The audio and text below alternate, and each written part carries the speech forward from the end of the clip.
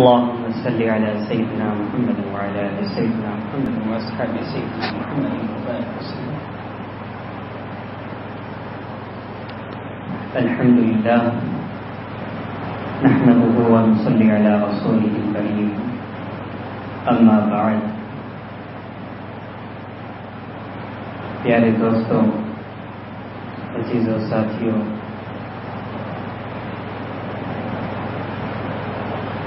وقت کا تقاضا، وقت کے حالات کیا ہیں؟ یہ وقت کن حالات کو انسان کے ساتھ چاہتا ہے، یا انسان کو ان حالات اور ان وقت میں کیا کرنا چاہیے؟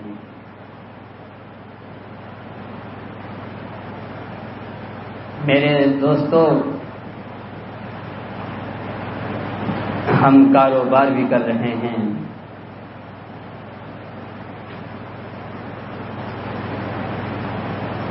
ہم نے اس دنیا کے اندر بڑی بڑی فرمیں بنائی ہیں، بڑے بڑے کاروبار کیے ہیں، بڑے بڑے محل بنائے، بنگلے بنائے، بڑی بڑی لگژری گاڑی دیکھی، بیٹھے. یہ سب چیز ایک شوق ہے،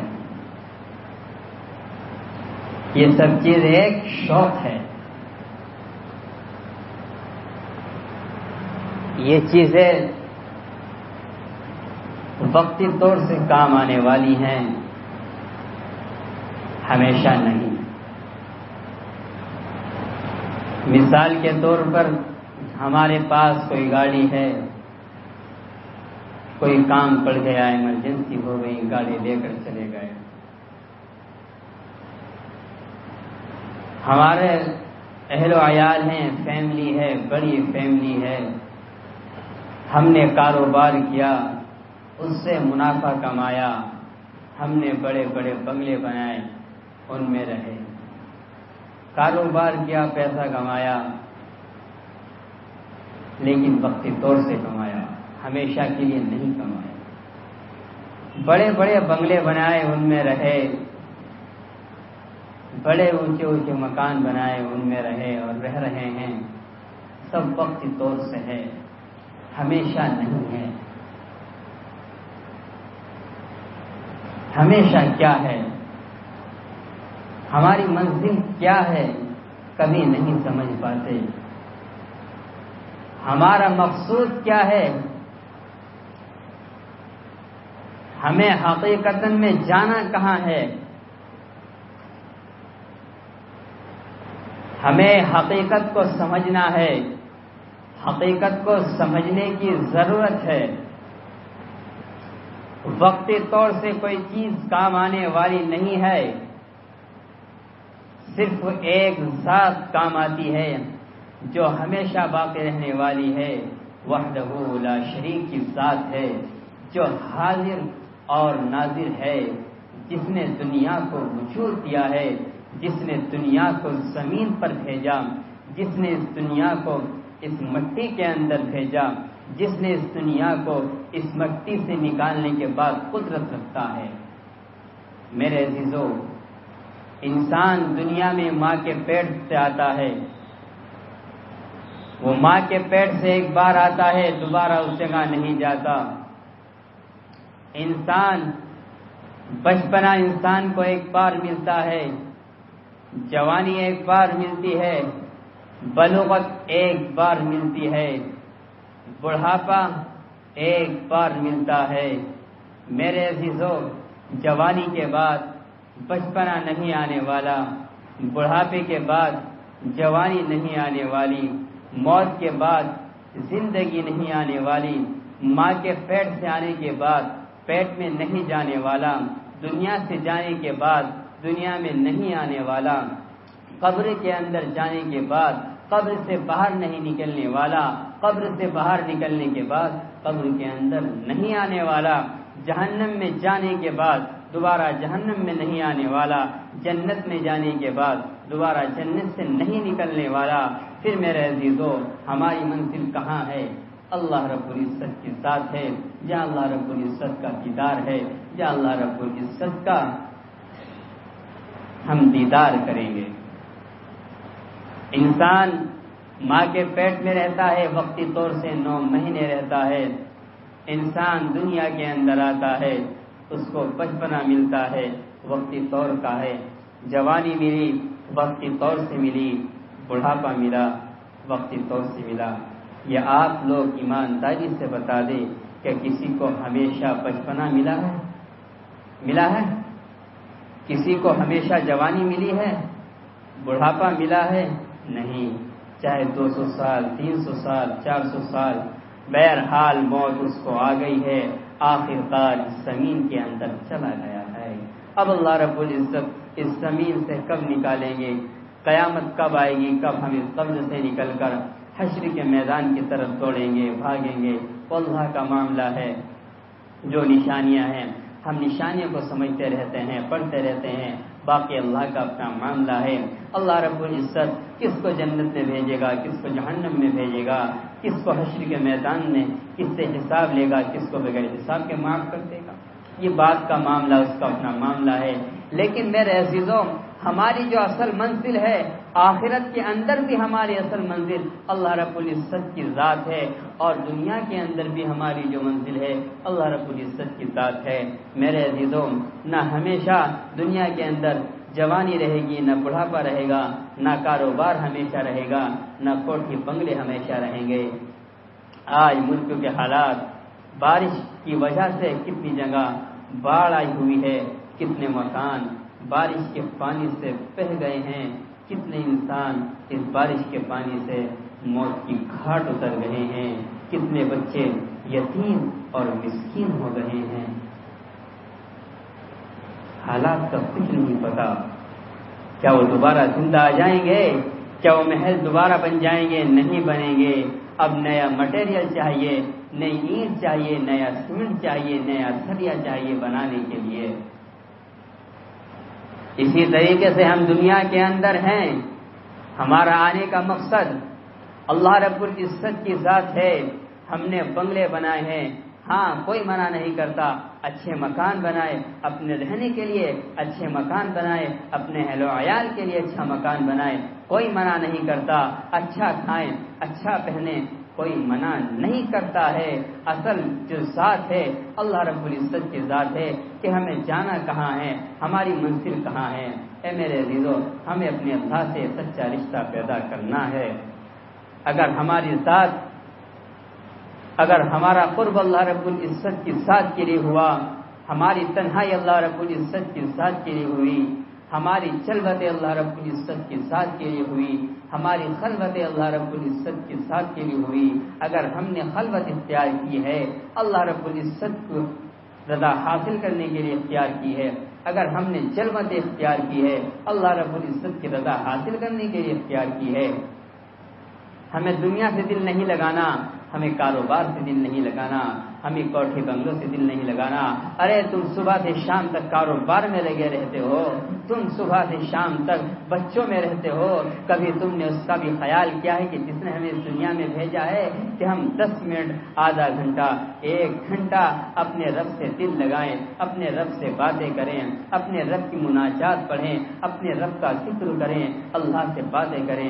میرے عزیزو جب اللہ سے دل لگایا جاتا ہے، اللہ سے قرب کیا جاتا ہے، اللہ سے عشق کیا جاتا ہے، وہ لطف الگ ہوتا ہے۔ میں نے پچھلے ہفتے بھی کہا تھا کہ بیوی سے لطف اندوز ہونا الگ ہے، اہل و عیال کا لطف اندوز الگ ہے، کاروبار کا لطف الگ ہے، کھانے کا لطف الگ ہے، پانی کا لطف الگ ہے، پینے کا لطف الگ ہے، دیکھنے کا لطف الگ ہے، نہانے کا لطف الگ ہے، اللہ رب العزت سے قرب کرنے کا لطف سب سے ہی الگ ہے، سب سے ہی الگ ہے۔ ہمیں تو اللہ رب العزت کی محبت کا لطف چاہیے، ہمیں دنیا سے دل لگا کر کیا کرنا ہے؟ ہماری منزل تو کوئی اور ہے، ہمارا مقصود تو کوئی اور ہے، ہمیں تو کہیں اور جانا ہے۔ ہماری منزل تو کہیں اور ہے، ہماری منزل ہمیں آواز دے رہی ہے، اللہ رب العزت آواز دے رہا ہے، اے میرے بندے میں نے تجھے دنیا میں بھیجا، دنیا کی ہر نعمتوں کو تیرے لیے بنا دیا، اے میرے بندے میں نے تجھے دنیا میں بھیجا، دنیا میں تیرے لیے میں نے تمام پھلوں کو اگایا، سبزی کو اگایا، تیرے لیے انواع قسم کے میوے کیے، لیکن بندے تو اتنا نافرمان ہو گیا کہ تم اس سے دور اختیار کر رہا ہے، تم اس سے دور جا رہا ہے۔ میرے قریب آ کے تو دیکھ، مجھ سے دل لگا کر تو دیکھ، مجھ سے محبت کر کے دیکھ لے، مجھ سے دوستی کر کر دیکھ لے، معلوم ہو جائے گا کون وفادار تھا، کون بے وفائی کرتا تھا، کس سے محبت کرنے کا مزہ الگ تھا۔ دنیا سے دل لگا کر دیکھ لو، معلوم ہو جائے گا کہ دنیا سے محبت کرنے میں کتنا مزہ آتا ہے، اللہ سے محبت کرنے میں کتنا مزہ آتا ہے۔ اے میرے عزیزو، کب تک ہم در بدر بھٹکتے رہیں گے؟ میں کوئی تقریر اور آواز نہیں کر رہا ہوں، میں کوئی بیان نہیں کر رہا ہوں، میں اپنے دل کا درد آپ کے سامنے بیان کر رہا ہوں، میں حضرت شیخ کا پیغام آپ تک پہنچا رہا ہوں، میں حضرت کی کڑھن، ان کی فکر آپ کے درمیان بیان کرتا ہوں۔ میں کوئی خطیب نہیں ہوں، میں تقریر اور آواز نہیں جانتا ہوں، میں تو اپنے رب کا پیغام، اپنے نبی کی بات آپ تک پہنچاتا ہوں، اپنے بزرگوں کا پیغام آپ تک پہنچاتا ہوں کہ ہمارے بزرگوں کی چاہت کیا رہی ہے، ہمارے بزرگوں کی چاہت کیا تھی، رسول اللہ صلی اللہ علیہ وسلم کی چاہت کیا تھی، رسول اللہ صلی اللہ علیہ وسلم کی تڑپ کیا تھی۔ صدیق اکبر رضی اللہ تعالیٰ عنہ کے سینے سے ہانڈی کے پکنے کی آواز آتی تھی، عمر فاروق رضی اللہ تعالیٰ عنہ کے سینے سے ہانڈی کے پکنے کی آواز آتی تھی، عثمان غنی رضی اللہ تعالیٰ عنہ کے سینے سے ہانڈی کے پکنے کی آواز آتی تھی، حضرت علی کرم اللہ وجہہ کے سینے سے ہانڈی کے پکنے کی آواز آتی تھی۔ کیوں؟ ان کے دل میں اللہ کا عشق تھا، اللہ کی محبت ان کے دل کے اندر بھری ہوئی تھی۔ جب ان کے دل میں اللہ کی محبت زور مارتی تھی تو ان کے سینے میں ایک آگ لگتی تھی، ایک آگ، ایک کڑھن ان کے سینے میں لگتی تھی، وہ شعیں ان کے سینوں سے نکل کر مکان کی چھت پر ٹکراتی تھی۔ صدیق اکبر رضی اللہ تعالی عنہ کے حال تو یہ تھا کہ صدیق اکبر رضی اللہ تعالی عنہ کے حجرے کی چھت تو بالکل سیاہ اور کالی ہو گئی تھی۔ ایک دن عمر فاروق رضی اللہ تعالی عنہ اچانک پہنچ گئے، کہا کہ صدیق تمہارے مکان کی، تمہارے حجرے کی چھت کالی کیوں ہو رہی ہے؟ یہاں تو کھانا بھی نہیں بنتا۔ کہا کہ عمر یہ نہ پوچھو، کہ وہ صدیق بتانا پڑے گا۔ کہا کہ عمر جس دن سے رسول اللہ صلی اللہ علیہ وسلم اس دنیا سے تشریف لے گئے ہیں، میرے سینے میں ایک عشق کی آگ لگتی ہے، ایک عشق کی آگ چلتی ہے، آگ مجھ سے برداشت نہیں ہوتی ہے، وہ آگ جب مجھ سے برداشت نہیں ہوتی، وہ آگ میرے سینے کے اندر لگتی ہے اور اس کے شعلے میرے مکان کی چھت پر ٹکراتے ہیں کہ جب تک رسول اللہ صلی اللہ علیہ وسلم دنیا کے اندر رہے، وہ آگ میرے برداشت تھی، میں اس کو برداشت کر لیتا تھا، لیکن جب آپ اس دنیا سے چلے گئے، آپ کے غم کے آگ، آپ کے عشق کی آگ، آپ نے میرے سینے کے اندر جو اللہ رب العزت کا عشق ڈالا تھا، اس کی آج تک ٹھنڈی نہیں ہوئی، وہ گرم ہوتی ہے، کھولتی ہے اور اس کے شعلے میرے سینے سے نکل کر میرے حجرے کی چھت پر ٹکراتے ہیں۔ کیسا عشق تھا ان لوگوں کو۔ رسول اللہ صلی اللہ علیہ وسلم کو جو اللہ نے اپنے پاس بلا کر عطا کیا تھا، وہی رسول اللہ صلی اللہ علیہ وسلم نے صدیق اکبر کو عطا کیا تھا، وہی عثمان غنی کو، وہی عمر فاروق کو، وہی حضرت علی کو، وہی اس کی شکل میں امام جعفر صادق کو، سلمان فارسی کو، بائیجیز بستانی کو، شیخ ابو الحسن فرقانی کو، مجدد الفسانی کو، اور یہی فیض حضرت خواجہ عبد المالک صاحب کو، اور یہی فیض حضرت والد محترم کو اللہ نے عطا کیا تھا۔ یہ وہی چلتا ہوا آ رہا تھا اور اللہ نے ان کی شکل میں آج ہمیں عطا کیا۔ ان لوگوں کی قربانی دیکھو، انہوں نے کس طریقے سے اللہ سے عشق کیا۔ جب اللہ سے محبت کرتے تھے، نہ ان کو بیوی کی یاد آتی تھی، نہ اہل و عیال کی یاد آتی تھی، وہ تو اپنے رب کی یاد میں مست رہتے تھے۔ حضرت شبلی رحمۃ اللہ علیہ بہت بڑے اللہ والے ہوئے، اللہ کے عاشق، اللہ کے دیوانے. لوگ ان کو پاگل کہتے تھے، دیوانہ مجنون کہتے تھے. وہ اللہ کی یاد میں اتنے مست تھے، لوگ انہیں پتھر مارتے تھے. اگر کوئی ان کے سامنے اللہ کا نام لیتا تھا تو وہ اس کے منہ میں مٹھائی ڈالتے تھے. ہر وقت اپنی جیب میں مٹھائی رکھتے تھے، اور جس نے ان کے سامنے اللہ کا نام لیا اس کے منہ میں مٹھائی ڈالتے تھے اور کہتے تھے کہ تو نے میرے دوست کا نام لیا ہے، تو نے میرے عاشق کا نام لیا ہے، تو نے میرے محبوب کا نام لیا ہے. اور جس زبان سے، جس منہ سے میرے محبوب کا نام لیا جائے، میں اس منہ کو خالی نہیں چھوڑتا، میں اس منہ کے اندر مٹھائی ڈالتا ہوں کہ اس منہ سے میرے محبوب کا نام لیا گیا. تڑپ جاتے تھے، بے ہوش ہو جاتے تھے. اللہ کا ایسا درد ان کے اندر بھرا ہوا تھا. لوگوں نے ان کو پتھر مارے، ان کے جسم سے، ان کے پیر سے خون نکلا، اور اس خون سے لفظ اللہ لکھا گیا زمین پر. بتاؤ ان کے کیسا قرب ان کو تھا، کیسا غم ان کو تھا، کیسا عشق ان کو تھا. وہ اللہ کی یاد میں کیسے دیوانے تھے، وہ اللہ کی یاد میں پاگل اور مستانے ہو چکے تھے. انہیں اللہ کے علاوہ کوئی دوسری چیز نظر ہی نہیں آتی تھی. وہ اپنے رب کے فراق میں بالکل کھو چکے تھے. انہوں نے اپنی زندگی کا مقصد اللہ رب العزت کی ذات کو بنا لیا تھا. انہوں نے اپنی راتوں کو اللہ کے لیے قربان کر دیا تھا.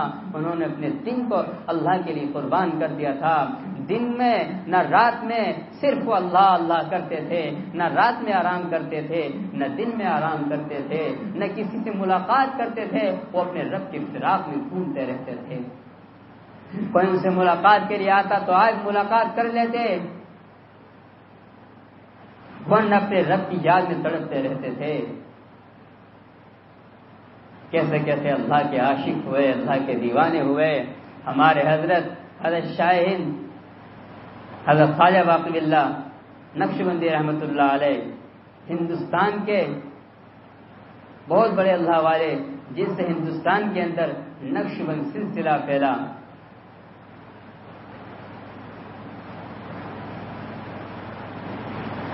آپ کی عمر مبارک 40 سال ہوئی ہے.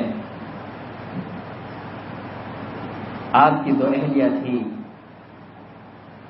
اور اصل جو آپ کا نام تھا وہ رضی الدین تھا، باقی اللہ نام نہیں تھا. آپ کا جو نام تھا وہ رضی الدین تھا. آپ کا باقی اللہ نام کیسے پڑا میں یہ بتاتا ہوں.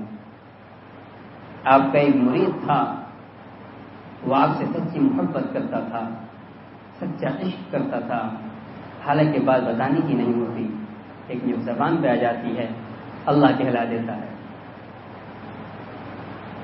اس نے پوچھا کہ حضرت آپ یہ تو بتائیے فانی فتنہ اور باقی باللہ کیا ہوتا ہے؟ کہا کہ بیٹا تیری سمجھ سے باہر ہے. کہا کہ نہیں حضرت آپ بتا دیجئے.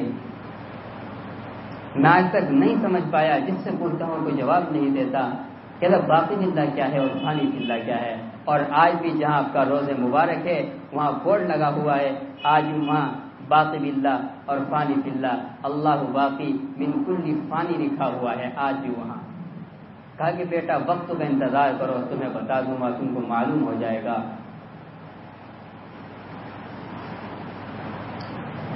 اہل اللہ نے بیان کیا ہے کہ جب آپ کا انتقال ہو گیا تو آپ کو استغراء کی کیفیت تھی. تمام مریدین آپ کے پاس کھڑے ہوئے تھے. جب آپ کو استغراء کی کیفیت ہوئی تو آپ کے مریدین نے سوچا، آپ کے چاہنے والوں نے سوچا کہ حضرت کا شاید انتقال ہو گیا. لیکن 2 گھنٹے کے بعد آپ کو دوبارہ سانس آ گیا اور آپ مسکرا رہے تھے اور کہہ رہے تھے کہ اگر انسان کو موت کا معلوم ہو جائے تو اس دنیا کے اندر رہنا گوارا نہ کرے. کہا کہ اگر انسان کو موت کا معلوم ہو جائے کہ اللہ سے عشق کرنے کے بعد جو موت آتی ہے وہ کس حال میں آتی ہے. بتایا کہ میں ابھی جو گیا تھا، میری جو آنکھیں بند ہوئی تھی، میرا جو سانس رکا تھا، میں جنت اور جہنم کا نظارہ کر کر آ رہا ہوں، میں اللہ رب العزت کا دیدار کر کے آ رہا ہوں۔ اللہ نے مجھے سارے پردے میرے سامنے سے ہٹائے، اپنا دیدار کرایا، جنت کو دکھایا، جہنم کو دکھایا، اور آپ نے کہا کہ میرے چاہنے والوں، میرے بعد، میرے جانے کے بعد اللہ کا دامن نہ چھوڑنا، رسول اللہ کا دامن نہ چھوڑنا، اور اللہ کی توحید کو مضبوطی سے پکڑنا۔ اور اس کے بعد آپ اللہ اللہ اللہ کرتے ہوئے اس دنیا سے رخصت ہو گئے۔ جب آپ کا جنازہ رکھا ہوا تھا، جب آپ کا جنازہ رکھا ہوا تھا، حالانکہ یہ بات لوگوں میں عام بھی نہیں ہے، اور یہ رات کی بات ہے، میں خانقاہ میں بتا رہا ہوں، جب آپ کا جنازہ رکھا ہوا تھا، جب آپ کا جنازہ پڑھا کر جو شخص جا رہے تھے، اس نے دامن پکڑ لیا، کہا کہ حضرت، میں نے حضرت سے ایک سوال کیا تھا، میرے حضرت نے وہ جواب نہیں دیا۔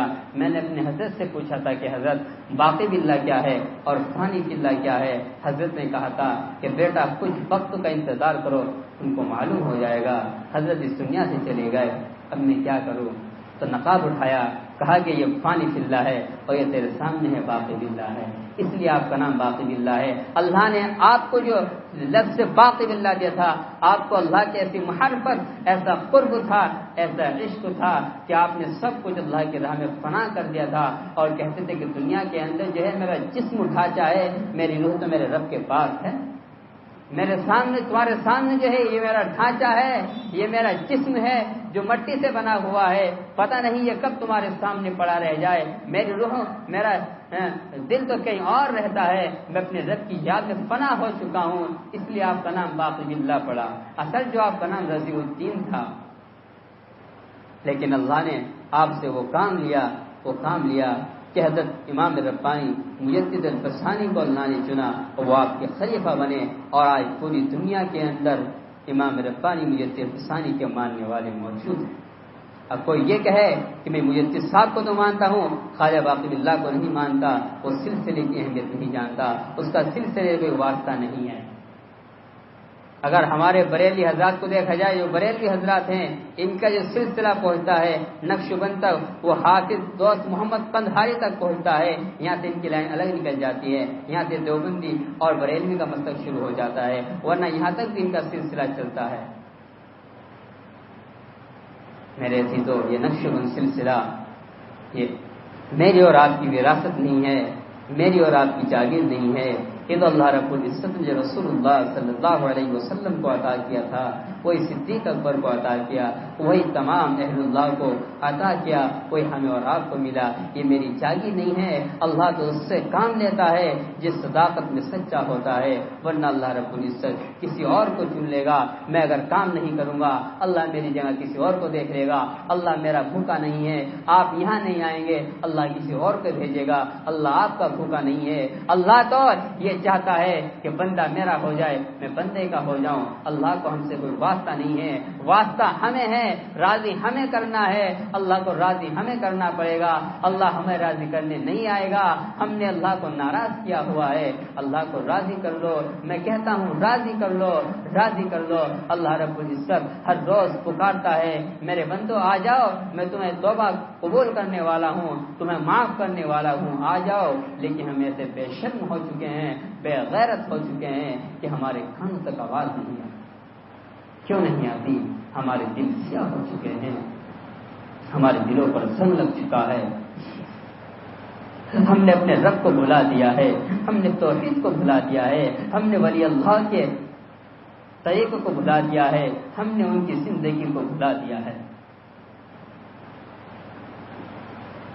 اے میرے عزیزو، کہ ہم دنیا میں اسی لیے آئے تھے کہ ہم کاروبار کے ہو کے رہ جائیں؟ کہ ہم دنیا میں اسی لیے آئے تھے کہ اپنے رب سے دوری اختیار کریں؟ کہ ہمارے آنے کا مقصد یہی تھا کہ الجھ رہے زندگی گزاریں، حیوانیت والی زندگی گزاریں؟ کاش ہم اپنے رب کو سمجھ پاتے، اپنے رب سے قرب کر پاتے، اپنے رب کی یاد میں رونے والے بنتے، تڑپنے والے بنتے، لیکن ہم نے ایسا نہیں کیا۔ ہم نے بیوی کے غم میں رونا سیکھا ہے، اولاد کے غم میں تو رونا سیکھا ہے، کاروبار کے غم میں تو رونا سیکھا ہے،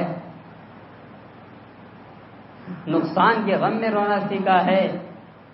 کبھی اللہ کی یاد میں بھی آنسو نکلے ہیں، کبھی اللہ کے غم میں بھی آنسو نکلے ہیں کہ جس نے ہمیں پیدا کیا، جس نے ہمارے لیے زمین بنائی، آسمان بنایا، کبھی ہم اس کی یاد میں بھی رو کرتے تھے؟ تم ساری زندگی روتے رہو، ساری زندگی روتے رہو، ایک سانس ایک آنسو اپنے رب کی یاد میں نکال دو، وہ آنسو سارے آنسو پر بھاری ہو جائے گا۔ ایک بار رو کے تو دیکھو، دل لگا کر تو دیکھو، تڑپ کر تو دیکھو، اس سے فریاد کر کے تو دیکھو، اس سے مانگ کے تو دیکھو۔ اگر وہ تمہاری فریاد نہ سنے، وہ تمہیں اپنے سامنے تمہارے قبول نہ کرے، میں کہتا ہوں میرے عزیزو، تم میرا دامن پکڑنا، میں کہہ رہا ہوں تم اللہ سے دل لگا کر دیکھو، تمہاری زندگی کے حالات بدل جائیں گے، تمہاری زندگی کیفیت بدل جائے گی۔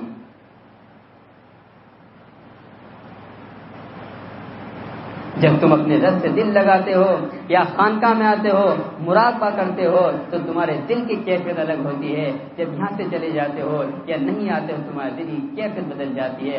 آپ خود بتانا ایمانداری سے، جب تم اللہ کی یاد میں یہاں بیٹھتے ہو، دل کی کیفیت کیا ہوتی ہے، اور یہاں سے جانے کے بعد دل کی کیفیت کیا ہوتی ہے۔